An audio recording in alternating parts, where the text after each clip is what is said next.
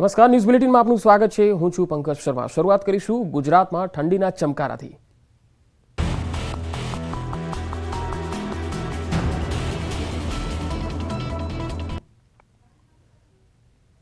ઉત્તર ભારતમાં થઈ રહેલી હિમવર્ષાને કારણે ગુજરાતમાં પણ ઠંડીનું પ્રમાણ વધી રહ્યું છે। ગુજરાતમાં ઉત્તર પૂર્વના પવન ફૂંકાઈ રહ્યા છે, તો ગુજરાતમાં આગામી 5 દિવસ ઠંડીનું પ્રમાણ વધશે અને માવઠાનું જોર પણ વધશે। હવામાન વિભાગ દ્વારા આગાહી એવી કરવામાં આવી છે।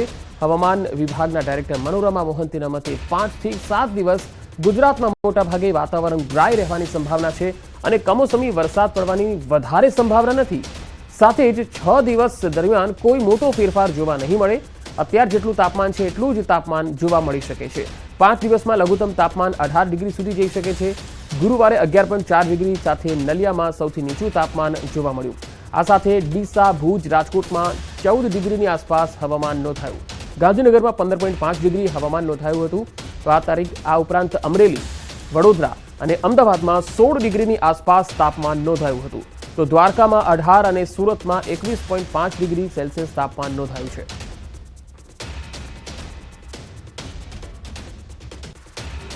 अगले 5-7 दिन में पूरे गुजरात स्टेट में मोस्टली ड्राई वेदर रहने का संभावना है। बारिश होने का ज़्यादा संभावना नहीं है, लेकिन अगले मोस्टली आज 24 आवर्स के लिए, इवन कल भी कुछ टाइम के लिए क्लाउड दिखेगा, क्लाउड रहेगा। उसका बाद मोस्टली क्लाउड क्लियर होने का। मोस्टली 7 दिन के लिए आप सोच सकते हैं नो लार्ज चेंज, जिससे अभी टेम्परेचर है इससे ही रहने का संभावना है। ધરતી પરનું સ્વર્ગ ગણાતા કાશ્મીરમાં પ્રવાસીઓનો ધસારો જોવા મળી રહ્યો છે। ગુલમર્ગમાં હિમવર્ષા વચ્ચે પ્રવાસીઓની સંખ્યામાં રેકોર્ડ બ્રેક વધારો જોવા મળ્યો। ચાલુ વર્ષે અત્યાર સુધી અંદાજિત 15 લાખથી વધુ પ્રવાસીઓએ ગુલમર્ગની મુલાકાત લીધી। પ્રવાસીઓમાં 10,338 વિદેશી પ્રવાસીઓ, 4,95,873 સ્થાનિક પ્રવાસીઓ, 11,56,579 સ્થાનિક પ્રવાસીઓનો સમાવેશ થાય છે। કાશ્મીરનું ગુલમર્ગ બરફની ચાદરથી ઢંકાયેલું છે। દૂર દૂરથી પ્રવાસીઓ હિમવર્ષા અને કાશ્મીરના ગુલમર્ગના કુદરતી સૌંદર્યની મજા માણવા આવી રહ્યા છે। साल की जो अभी तक मैं आपको बता दूं जो फिगर है हमारी 15 लाख लगभग 16 लाख के करीब टूरिस्ट जो है अभी तक आए हैं गुलमर्ग इस साल, जिसमें 10,000 से ज़्यादा फॉरेन टूरिस्ट भी हैं। ठंडी ठंडी हवाएं, बहुत सारी चीज़ें हैं जहाँ जो हम यहाँ से यादें लेके जाएंगे और जो हम यहाँ पर इंजॉय कर रहे हैं अपनी जॉइंट फैमिली के साथ। जो हम फुल फैमिली आए हैं वो अलग ही एक्सपीरियंस होता है फैमिली के साथ। हम उसको सब लेके अपने साथ जाएंगे और बहुत ही दिनों तक अपने साथ याद रखेंगे उनको टेंशन से। और मतलब माहौल तो बहुत ही अच्छा है, मुझे बहुत अच्छा लगा। मेरा मन भी नहीं करता घर जाने का। हाँ, बहुत टूरिस्ट है। कम से कम मैं तो देखा है कि कम से कम 2 करोड़ के आसपास, जो न्यूज़ में मैंने देखा है इंटरनेट पर 2 करोड़ के अबाउट। हाँ, उसके बाद हम आए हैं और मैं तो आगे बोलूँगा कि सबको आना चाहिए एक बार जरूर। અરવલ્લીમાં 98 વર્ષીય વૃદ્ધાનો મૃતદેહ રજડી પડ્યો। અરવલ્લી જિલ્લાનું મુલોજ ગામ બની આ ઘટના, જ્યાં ભૂરીબેન ડામોરનું 3 દિવસ પહેલા મૃત્યુ થયું હતું। જમીનના વિવાદને કારણે વૃદ્ધનો મૃતદેહ રજડી પડ્યો। 72 કલાકથી વૃદ્ધાની અંતિમ ક્રિયા અટકી હતી। વૃદ્ધાની જમીન રાખનારને ત્યાં પરિવારજનો મૃતદેહ મૂકીને આવ્યા। ન્યાયની માંગ સાથે જમીન રાખનારને ત્યાં મૂક્યો હતો મૃતદેહ। ટીંટોઈ પોલીસે ઘટના સ્થળે પહોંચીને સમાધાન કરાવ્યું। પોલીસની સમજાવટને પગલે આખરે મામલો થાળે પડ્યો। પેલા તત્વો ભારે માથાભારે માણસો હતા, લક્ષ્મણ નાનજીને એવા, એ લોકો આખું લશ્કર લઈ અને ડોસીને આ મારા ઘરના ખૂણામાં જમીનમાં મૂકી ગયા। એટલે મારા ભાઈ ફોન કર્યો કે આ તો લાશ આપણે ઘરે લઈને આવે છે। એટલે મેં હતો તો સીધો સાહેબનો કોન્ટેક્ટ કર્યો, પીએસઆઈનો, અને એમને ટીમ આખી આવી અને આ લાશનો ખુલાસો કરવાનો રહેશે। બનાસકાંઠાના ધાનેરામાં સરાલ રોડ પર મોટા પ્રમાણમાં મેડિકલ વેસ્ટ મળી જતા ચકચાર મચી ગઈ। જોકે તાત્કાલિક નગરપાલિકાની ટીમ અને આરોગ્યની ટીમ ઘટના સ્થળે પહોંચી હતી।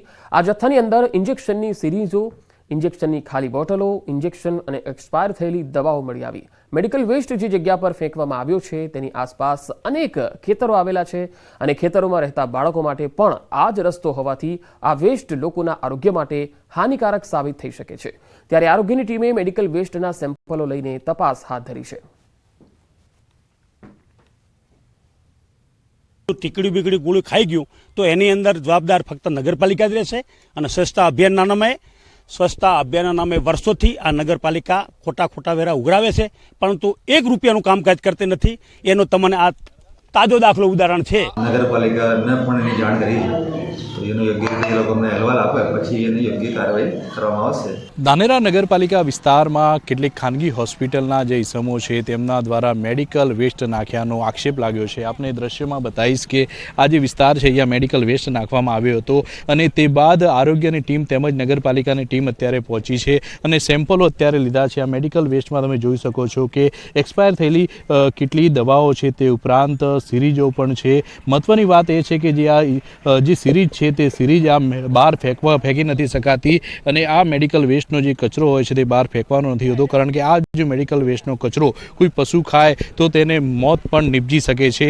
અનેકવાર મેડિકલ વેસ્ટના જે કચરો છે તે જાહેરમાં ફેંકાતો હોવા છતાં પણ આરોગ્યની ટીમો દ્વારા અથવા વહીવટીતંત્રની ટીમો દ્વારા કોઈ પગલાં ભરવામાં ના આવતા અત્યારે તો લોકોમાં રોષ જોવા મળી રહ્યો છે. હવે જોવાનું એ રહેશે કે ખાનગી હોસ્પિટલો સામે કોઈ પગલાં ભરાય છે કે નહીં. કિશોર તુવર, ન્યૂઝ 18 ગુજરાતી, બનાસકાંઠા. આણંદ અમદાવાદથી વડોદરા જતી ટ્રેનનો મુસાફર પટકાયો. ચાલુ ટ્રેને મુસાફરી કરી રહેલો યુવક નીચે પટકાયો. આણંદના સાદ ઓરડી વિસ્તારમાંથી પસાર થઈ રહી હતી ટ્રેન. ચાલુ ટ્રેનથી પટકાયેલા યુવકને પગમાં ગંભીર ઈજા પહોંચી. યુવકને બંને પગના ભાગે ઈજાઓ પહોંચી હતી. ઈજાગ્રસ્ત યુવકને તાત્કાલિક હોસ્પિટલમાં ખસેડાયો છે.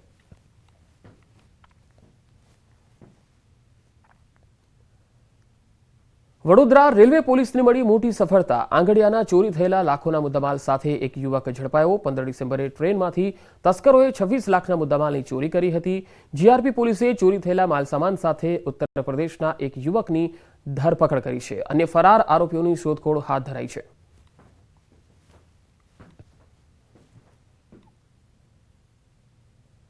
બનાસકાંઠામાં સસ્તા અનાજની કાળાબજારી મુદ્દે કાર્યવાહી થઈ. ડીસામાં 3 અલગ અલગ સ્થળ પર પુરવઠા વિભાગના દરોડા.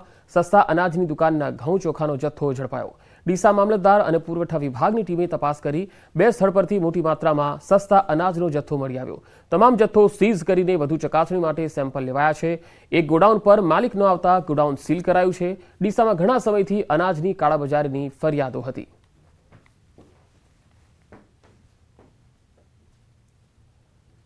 વલસાડમાં ભારતમાલા પ્રોજેક્ટ અંતર્ગત બની રહેલા વડોદરા મુંબઈ એક્સપ્રેસ વેના કામદારોએ વિરોધ નોંધાવ્યો. કામદારોને પગાર ન ચૂકવાતો હોવાનો આરોપ. વલસાડના પારડીના પરિયા ગામ નજીક શ્રમિકોએ વિરોધ નોંધાવ્યો. પ્રોજેક્ટમાં કામ કરતા 700થી વધુ કામદારોને સમયસર પગાર ન ચૂકવાતો હોવાનો આરોપ લગાવ્યો. सर यहाँ पे सर बुलाते हैं, बुलाने के बाद में सर बोलते हैं कि बस 1 महीना 10 दिन 15 दिन में आपको पेमेंट मिल जाएगा सर.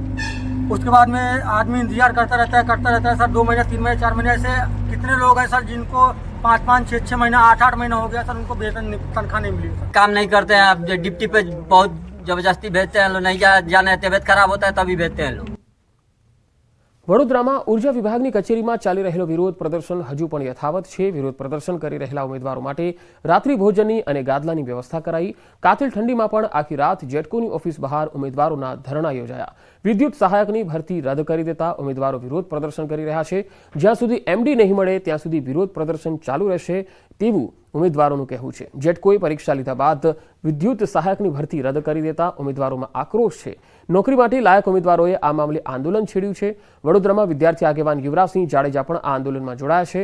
પોલ ટેસ્ટ લેનાર અધિકારીને સસ્પેન્ડ કરી પાસ થયેલા ઉમેદવારોની તાત્કાલિક ભરતી કરવાની માંગ કરી છે. સાથે જ સરકાર અને જેટકોને 7 દિવસનું અલ્ટિમેટમ આપ્યું છે. છેલ્લા થોડા સમયથી રાજ્યમાં સાયબર માફિયાઓ બેફામ બન્યા છે. સોશિયલ મીડિયા પર અધિકારીઓ, નેતા અને પ્રતિષ્ઠિત વ્યક્તિઓના બનાવટી એકાઉન્ટ બનાવી રૂપિયાની માંગણી તેમજ પ્રતિષ્ઠા ખરડવાનો પ્રયાસ કરવામાં આવી રહ્યો છે. સોશિયલ મીડિયામાં પ્રસિદ્ધિ મેળવવા માટે અને એક સાથે મોટા સમૂહના સંપર્કમાં રહેવા માટે સંખ્યાબંધ લોકો તેનો ઉપયોગ કરે છે, પરંતુ કેટલાક લોકો તેનો ગેરલાભ ઉઠાવે છે. ત્યારે સાયબર ક્રાઇમ્સ દ્વારા સતર્કતા દાખવવા અપીલ કરાઈ છે. પોતાની પ્રાઇવસી અને શંકાસ્પદ લિંક પર ક્લિક ન કરવા જેવી તકેદારી રાખવી.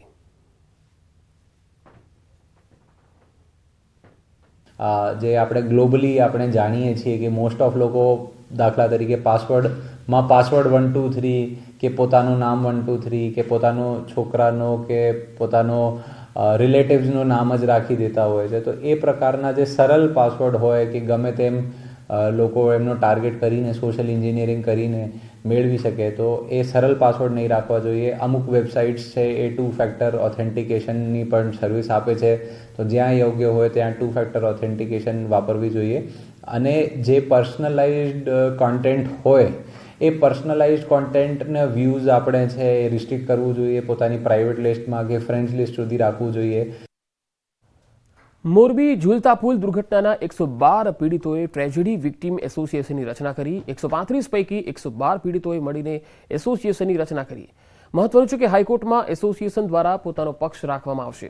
એડવોકેટ ઉત્કર્ષ દવે દ્વારા દલીલો રજૂ કરવામાં આવશે. એડવોકેટ ઉત્કર્ષ દવે મોરબીમાં પીડિત પરિવારો સાથે મુલાકાત કરી કાયદાકીય કામગીરીથી માહિતગાર કર્યા. જો મુખ્ય આરોપી સુપ્રીમ કોર્ટની અંદર બેલ ફાઇલ કરશે તો પીડિત પરિવારો તરફથી એવું આયોજન કાયદાના અનુસંધાને કરવામાં આવશે કે એમને સાંભળ્યા વગર આ જામીન અરજીનો નિકાલ ન થાય. રાજકોટની મધ્યસ્થ જેલમાં ક્ષમતા કરતાં વધારે કેદીઓ હોવાનું સામે આવ્યું. જેલની ક્ષમતા 1236 કેદીઓની છે, જ્યારે હાલમાં જેલમાં 2200 જેટલા કેદી છે. જેલ પ્રશાસન તરફથી સરકારમાં નવી જેલ માટે પ્રપોઝલ મુકાઈ છે. હાલની મધ્યસ્થ જેલ 1894માં શહેરની બહારના વિસ્તારમાં બની હતી. વસ્તીમાં થઈ રહેલા વધારાને કારણે હાલ આ જેલ શહેરની અંદરના ભાગમાં છે. વધી રહેલી ગુનાખોરી અને કેદીઓની સંખ્યાને જોઈ 125 વર્ષ બાદ શહેરના ન્યારા વિસ્તારમાં નવી જેલ બનાવવાનો પ્રપોઝલ મુકાયો છે.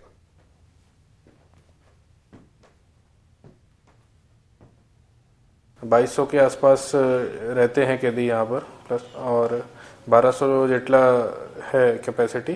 तो नई ज़मीन के लिए प्रपोजल गवर्नमेंट में चल रहा है. રાજકોટમાં આશરે 125 વર્ષ બાદ જે છે એ નવી જેલ બનાવવાનું પ્રપોઝલ મૂકવામાં આવી રહ્યું છે.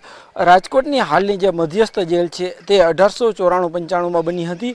જોકે ત્યારબાદ જે છે એ સતત વસ્તીમાં પણ વધારો થતો રહ્યો છે, ગુનાખોરીમાં પણ વધારો થતો રહ્યો છે. ત્યારે હાલ જે રાજકોટ મધ્યસ્થ જેલની જે કેપેસિટી છે તે 1232 કેદીની છે. જોકે હાલ અત્યારે અહીંયા 2200થી પણ વધુ કેદીઓ જેલમાં છે.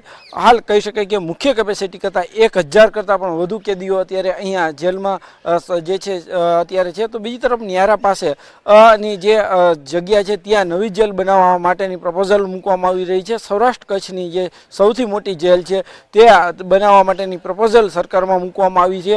આશરે 100 કરોડના ખર્ચે ત્યાં જેલ બનાવવા જઈ રહી છે. ત્યારે કહી શકાય કે જો આ પ્રપોઝલ સરકારમાં મંજૂર થઈ જશે તો 125 વર્ષ બાદ રાજકોટમાં જે છે એક નવી જેલ બનશે. હાર્દિક જોશી, ન્યૂઝ 18 ગુજરાતી, રાજકોટ. આપના ધારાસભ્ય ઉમેશ મકવાણાએ ધારાસભ્ય બન્યાના 1 વર્ષ બાદ ફરી પોતાની આવક અને સંપત્તિ જાહેર કરી. ધારાસભ્યએ પોતાની સંપત્તિ 1 વર્ષમાં ઘટી હોવાનો દાવો કર્યો. ધારાસભ્ય બન્યાના 1 વર્ષ બાદ ઉમેશ મકવાણાએ કુલ સંપત્તિ 38 લાખ હોવાનો દાવો કર્યો. તો 1 વર્ષ પહેલા તેમની સંપત્તિ 85 લાખની આસપાસ હતી. ધારાસભ્યએ સોગંદનામા સાથે તમામ વિગતો રાજ્ય સરકારની વેબસાઇટ પર મૂકવાની માંગણી કરી છે. ઉપરાંત સીબીઆઈ, એસીબી અને ઈડી દ્વારા તેમની તપાસ કરવાની પણ માંગ કરી છે. તેમણે કહ્યું છે કે તમામ ધારાસભ્યો, સાંસદો, આઈપીએસ, આઈએએસ અધિકારીઓ પણ પોતાની સંપત્તિ દર વર્ષે જાહેર કરે.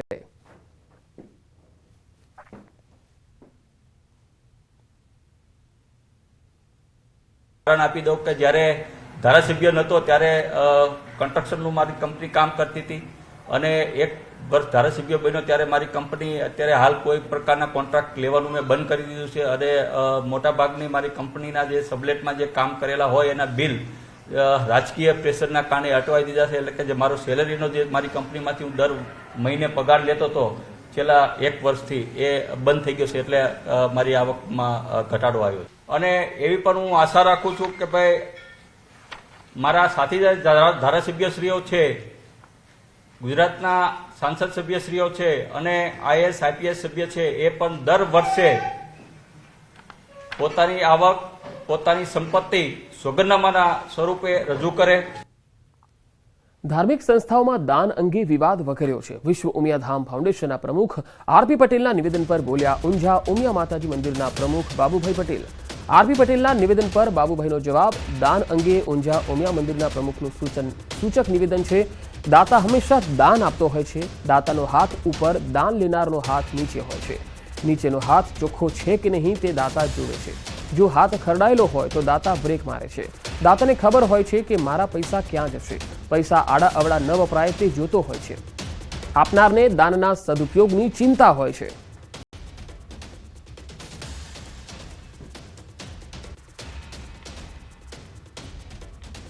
તો ધાર્મિક સંસ્થાઓમાં દાન અંગે હવે વિવાદ જોવા મળે છે. વિશ્વ ઉમિયાધામ ફાઉન્ડેશનના પ્રમુખ આરપી પટેલના નિવેદન પર ઊંઝા ઉમિયા માતાજી મંદિરના પ્રમુખ બાબુભાઈ પટેલે પણ વળતો નિવેદન આપ્યું. કે દાતા હંમેશા દાન દેતો હોય છે ને ત્યારે એનો હાથ ઉપર હોય છે અને દાન લેનારનો હાથ નીચે હોય છે. નીચેનો હાથ ચોખ્ખો છે કે નહીં એ દાતા હંમેશા જોતા હોય છે. જો હાથ ખરડેલો હોય તો દાતા એમથી બ્રેક મારે દાનમાં, કારણ કે એને ખબર છે કે મારા પૈસા એક ગેરવ્યાજબી ના વપરાય, આડાવરા પૈસા ના વપરાય. દાન દેનાર પણ દાન દેશે એનો સદુપયોગ થાય એની ચિંતા કરતા હોય.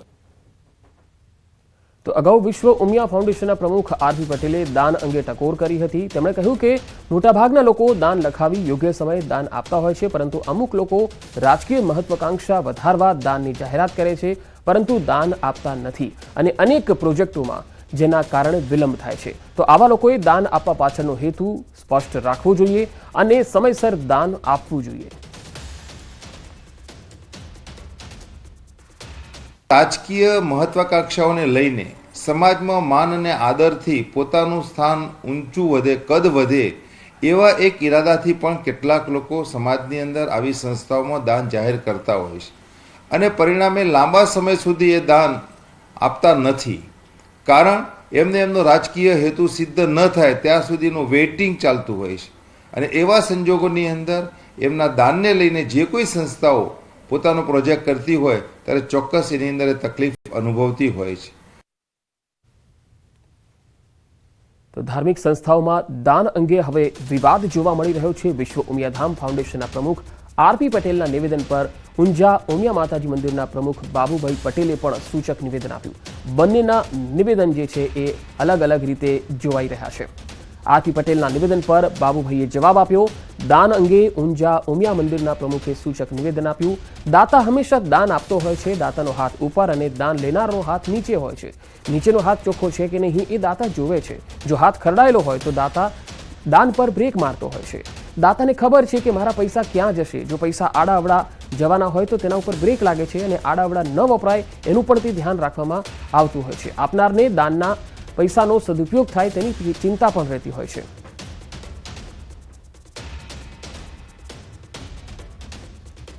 દાન અંગે બે પાટીદાર અગ્રણીઓ સામસામે જોવા મળ્યા. ધાર્મિક સંસ્થાઓમાં દાન અંગે હવે વિવાદ દેખાઈ રહ્યો છે, કારણ કે આરપી પટેલ કહે છે કે ભાઈ જે લોકો દાન લખાવે છે, કેટલાક લોકો એવા હોય છે કે જે રાજકીય મહત્વાકાંક્ષા માટે દાન લખાવી જાય છે, પરંતુ પાછળથી એ દાન આપતા નથી અને તેના કારણે પણ ઘણા પ્રોજેક્ટો વિલંબમાં મુકાઈ જાય છે. તો બીજી તરફ બાબુભાઈ પટેલનું કહેવું છે કે ભાઈ જે લોકો દાન આપતા હોય છે ત્યારે એ આપનાર વ્યક્તિ જોવે છે કે એનું દાન કઈ જગ્યાએ જઈ રહ્યું છે. જો યોગ્ય જગ્યાએ ન જતું હોય, એટલે કે પૈસા ક્યાંય આડાઅવડા વપરાવાના હોય તો તેને ચિંતા રહેતી હોય છે અને કદાચ એ દાન ના પણ આપે. એટલે આ બે વિરોધાભાસ બંને પાટીદાર અગ્રણીઓમાં જોવા મળી રહ્યા છે. ક્યાંક દાનને લઈને આમ તો પાટીદાર સંસ્થાઓમાં ક્યારે પણ આ પ્રકારે વિવાદ થયો નથી, કારણ કે અહીંયા જ્યારે પણ કોઈ મંદિર હોય કે પછી કોઈ જગ્યાએ કાર્યક્રમ હોય અથવા તો કોઈ સમિટ પણ હોય અથવા તો સ્નેહ મિલન હોય ત્યારે આ બાબતની ક્યારેય ચર્ચા થતી નથી. પરંતુ આ પહેલી વખત એવું થયું છે કે બે અગ્રણીઓ સામસામે. કે દાતા હંમેશા દાન દેતો હોય છે ને ત્યારે એનો હાથ ઉપર હોય છે અને દાન લેનારનો હાથ નીચે હોય છે. નીચેનો હાથ ચોખ્ખો છે કે નહીં એ દાતા હંમેશા જોતા હોય છે. જો હાથ ખરડેલો હોય તો દાતા એમથી બ્રેક મારે દાનમાં, કારણ કે એને ખબર છે કે મારા પૈસા એક ગેરવ્યાજબી ના વપરાય, આડાવરા પૈસા ના વપરાય. દાન દેનાર પણ દાન દેશે એનો સદુપયોગ થાય એની ચિંતા કરતા હોય. રાજકીય મહત્વાકાંક્ષાઓને લઈને સમાજમાં માન અને આદરથી પોતાનું સ્થાન ઊંચું વધે, કદ વધે એવા એક ઈરાદાથી પણ કેટલાક લોકો સમાજની અંદર આવી સંસ્થાઓમાં દાન જાહેર કરતા હોય છે અને પરિણામે લાંબા સમય સુધી એ દાન આપતા નથી.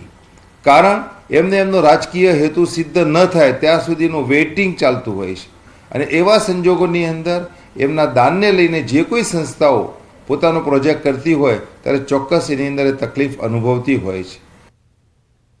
આગળ વધુ સમાચારો જોઈશું એક બ્રેક બાદ.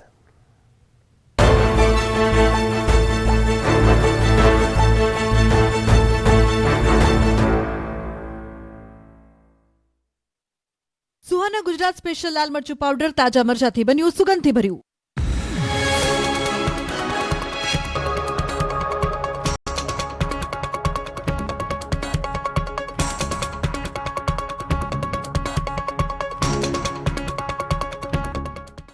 સુહાના ગુજરાત સ્પેશિયલ લાલ મરચું પાવડર તાજા મરચાથી બન્યું સુગંધથી ભર્યું.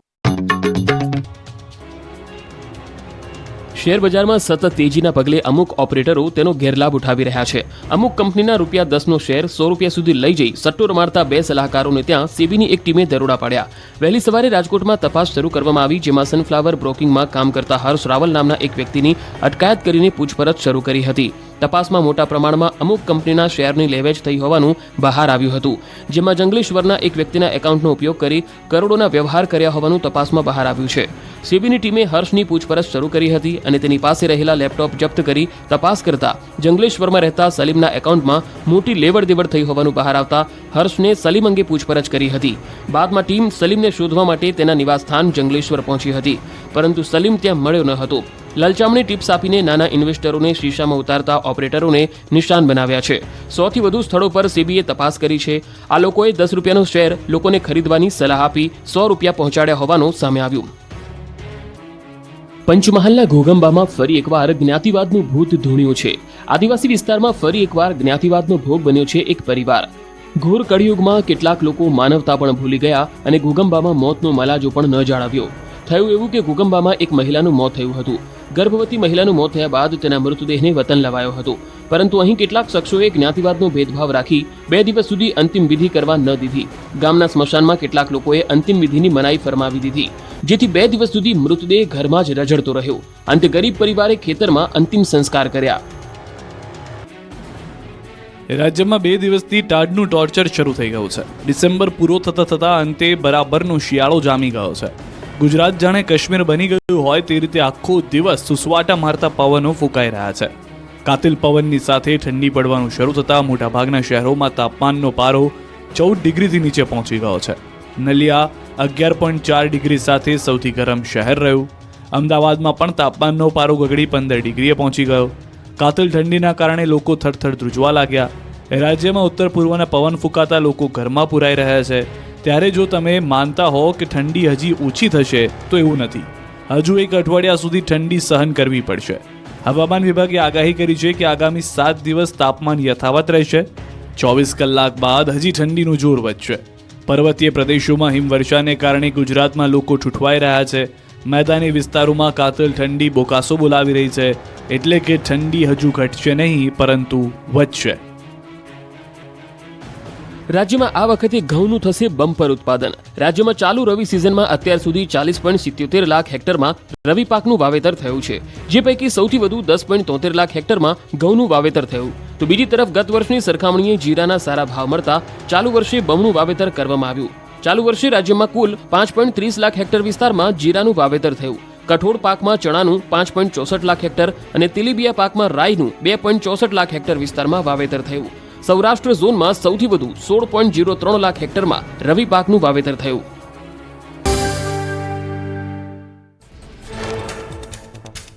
સુરતમાં અસામાજિક તત્વો બન્યા બેફામ. ડભોલી 4 રસ્તા પર આવેલી દુકાનમાં કરી તોડફોડ. કરિયાણાની દુકાને ગાળાગાળી કરી દુકાનદાર સહિત પરિવાર પર કર્યો હુમલો.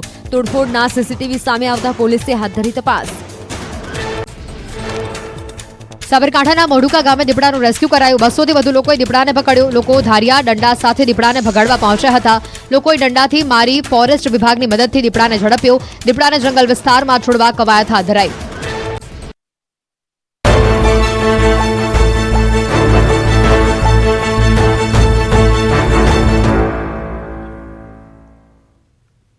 બ્રેક બાદ સમાચારોમાં આગળ વધીએ. રાજકોટના સાંસદ રમેશ ધડુકે જેતપુરમાં 6 લેન હાઈવેનું કામ શરૂ કરવાની માંગણી કરી. કેન્દ્રીય મંત્રી નીતિન ગડકરીને હાઈવેનું કામ શરૂ કરવા માટે સાંસદે રજૂઆત કરી. 2019 પહેલા 6 લેન રોડ અંગે જાહેરાત કરવામાં આવી હતી. અને ટ્રાફિકની સમસ્યાને ધ્યાને લઈ અને મંત્રીશ્રીને તાત્કાલિક 6 લેન રોડનું કામ ચાલુ કરવા માટેની આજે રજૂઆત કરવામાં આવી હતી. અને મંત્રીજીએ કીધું છે કે તાત્કાલિક 6 લેનનું કામ જાન્યુઆરી મહિનામાં ચાલુ કરવામાં આવશે એનું ખાતમુહૂર્ત એવી મંત્રીશ્રીએ ખાતરી આપેલી છે. જામનગર મહાનગરપાલિકાના સ્ટેન્ડિંગ કમિટીના ચેરમેન નિલેશ ભગતના અધ્યક્ષસ્થાને મળેલી બેઠકમાં 158.74 કરોડના વિકાસ કામોની મંજૂરી આપી, જેમાં mayor Vinod Khimsuriya, deputy mayor Krishnaben Sodha, commissioner DN Modi, deputy commissioner Bhavesh Jani સહિતના અધિકારી અને પદાધિકારીઓ હાજર રહ્યા. આજરોજ જામનગર મહાનગરપાલિકામાં મળેલ સ્ટેન્ડિંગ કમિટીમાં વિવિધ વિકાસના કુલ 29 એજન્ડાના કામમાંથી 27 એજન્ડાના મંજૂર કરવામાં આવેલ છે. કુલ 158 કરોડ અને 74 લાખના કામ મંજૂર કરવામાં આવેલ છે. આ કામમાં ભૂગર્ભ ગટરના કામો છે, એક સર્વ સેક્શન રોડ જે છે તેને ગૌરવ પથ તરીકેનો રોડ બનાવવા માટેની મંજૂર કરવામાં આવી છે, તેમજ સુએજ ટ્રીટમેન્ટ પ્લાન્ટ એક વધારાનો મંજૂર કરવામાં આવ્યો છે. તો આ બુલેટિનમાં અત્યારે આટલું જ. નમસ્કાર.